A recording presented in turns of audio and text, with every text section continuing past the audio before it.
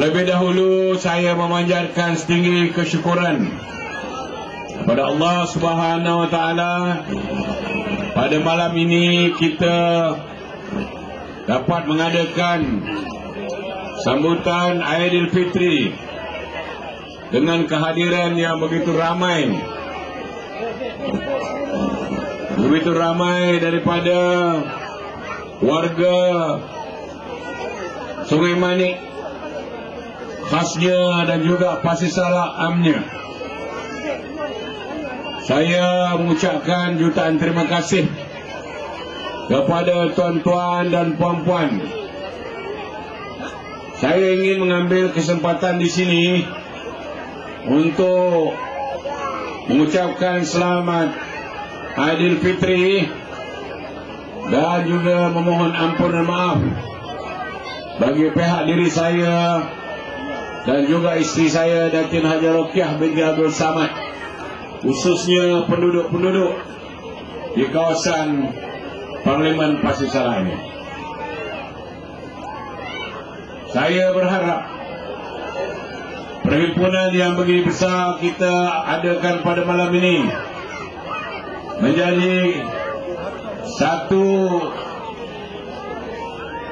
satu tanda di mana wujudnya hubungan yang baik, silaturahim yang baik di antara kita sesama kita penduduk Pasir Salak ini khasnya, dan di Sungai Manik Labu Kubung ini juga. Dan saya memohon kepada Allah Subhanahu Wa Taala perpaduan yang wujud di kalangan rakyat, di kalangan penduduk ini akan terus dapat kita amalkan. Himpunan yang begini besar, semoga kita dapat pulang, supaya tuan-tuan boleh pulang membawa satu kesedaran dan keinsafan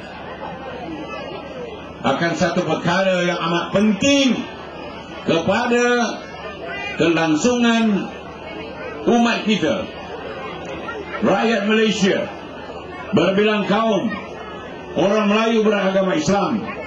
Perkara yang penting berhubung masa depan anak cucu kita, keselamatan dan kesejahteraan mereka.